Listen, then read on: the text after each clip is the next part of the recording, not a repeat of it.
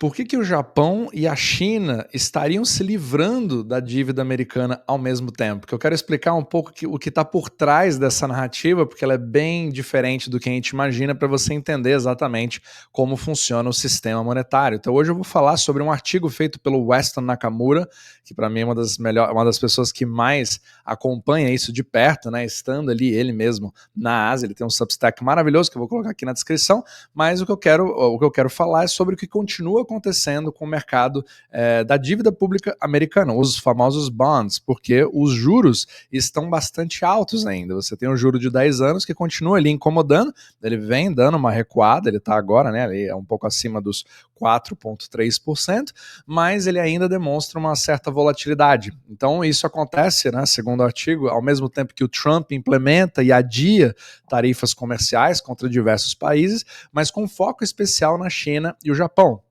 E aí muitos analistas eles ficam tentando entender quem que está vendendo os treasuries, né, esses bonds, e por que eles estão fazendo isso. E a forma mais simples de você tentar explicar é que agora o dólar ele foi destronado, ninguém mais confia na dívida americana, afinal de contas o Trump entrou no poder e está acabando com toda a economia, mas isso não é bem uma forma muito simplista de você analisar. Então, a pergunta aqui que se faz é, primeiro a gente precisa separar entre os dois países, né, a China e o Japão, porque são condições completamente diferentes, motivos completamente diferentes, e é muito difícil, inclusive, você saber exatamente o que está acontecendo.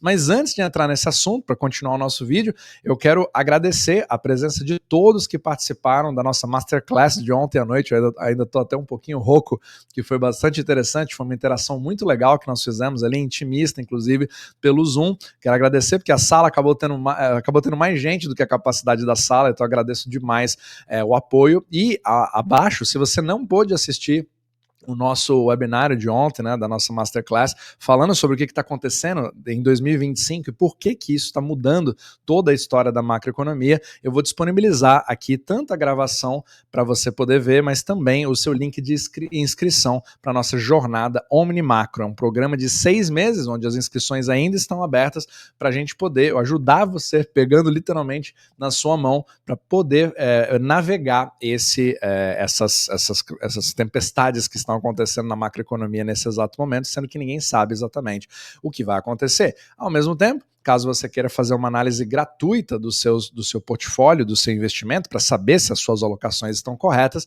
você pode escanear esse QR Code também, e também na descrição abaixo eu vou colocar o link, perfeito? Então, continuando aqui a nossa análise, você percebe, né, essa volatilidade, mas vamos começar pela China. Então a China, essa aqui é a moeda chinesa, o renminbi, deixa eu colocar um pouco maior para você poder ver.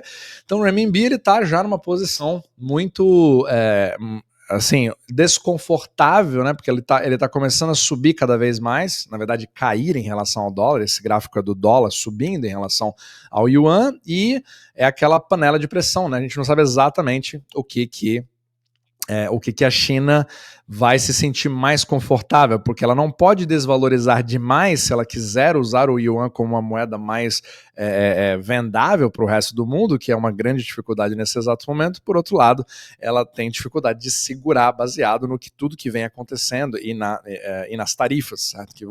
Que afetam principalmente a China. Então vamos lá.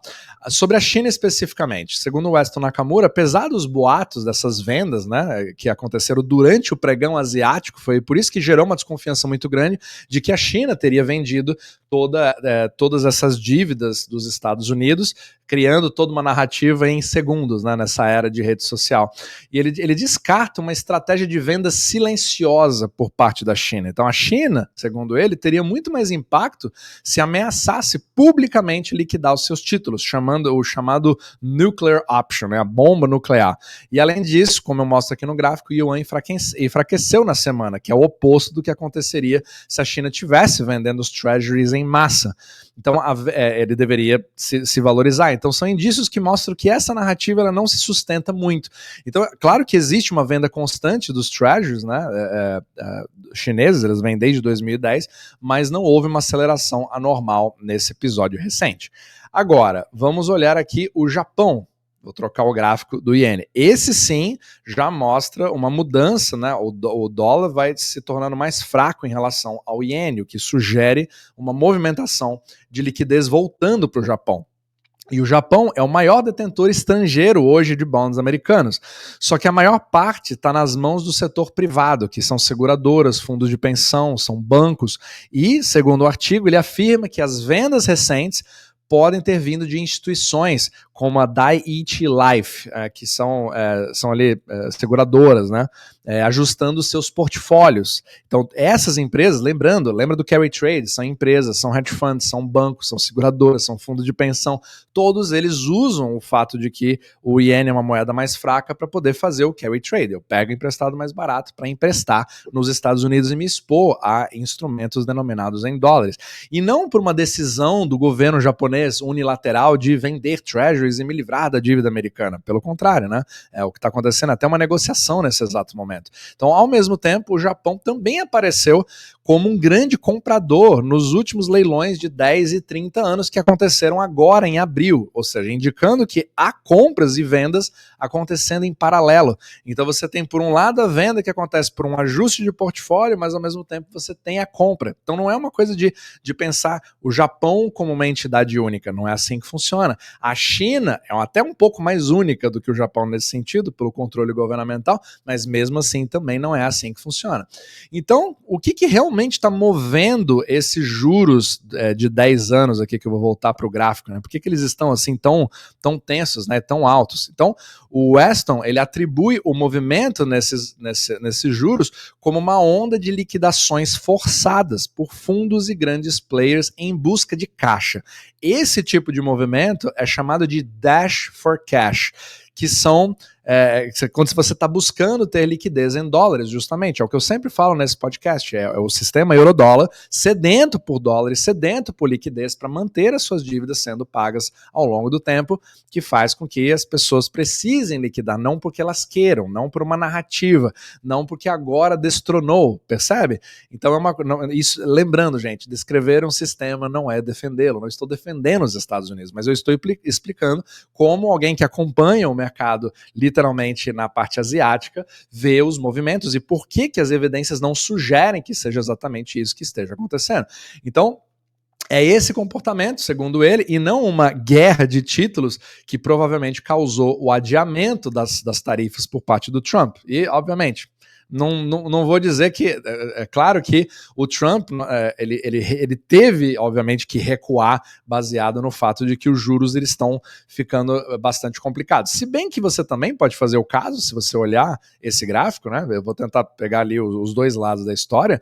Se você olhar aqui, ó, o topo desse gráfico, que foi onde os juros estavam o maior possível, estava ali em 4,8%, foi exatamente no início do mandato, foi em 2025. E desde então, a tendência é de queda. Então você pode colocar ali toda a discussão que você teve, que criou toda essa narrativa, ele veio dessa subida que aconteceu a partir de abril, com toda essa guerra. Você viu uma subida gigantesca aqui na direita, mas ele já está voltando. Mas a tendência desde o início de 2025 continua sendo de queda. Então fica a pergunta, está falhando o plano? Pelo menos na ótica, o plano do Trump está falhando, mas é aquele negócio, cada capítulo você vê uma coisa diferente, então eu vou deixar você tomar a sua própria decisão, né, tirar suas próprias conclusões. Então ele também fala aqui que o Japão está sendo tratado como um exemplo de cooperação econômica nos acordos com os Estados Unidos. E a China representa o confronto. Então ambos países estão em situações diferentes. Então um acordo rápido com o Japão ele pode ser um catalisador de alívio para os mercados. Lembrando que o Japão ele é o maior distribuidor de dólares no sistema euro-dólar, nos dólares fora dos Estados Unidos, do mundo. Sendo que a China é altamente dependente do Japão para a distribuição de dólares. Isso poucas pessoas falam. Então o sistema é muito mais complexo e entranhado do que você imagina. Então, assim, caso contrário, novos choques, né, podem ocorrer, com o Japão sendo o termômetro das relações comerciais fora do eixo China-Estados Unidos, segundo o artigo.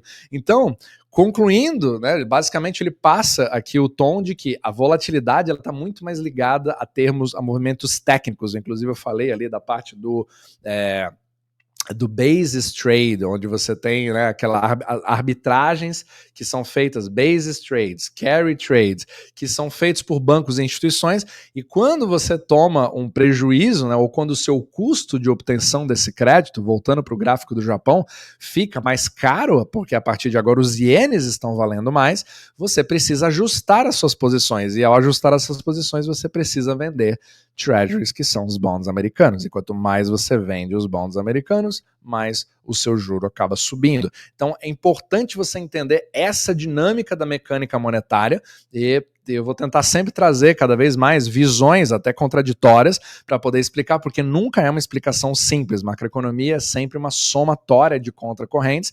Eu espero que assim você consiga entender cada vez mais como funciona toda a dinâmica, né, dessa mecânica monetária.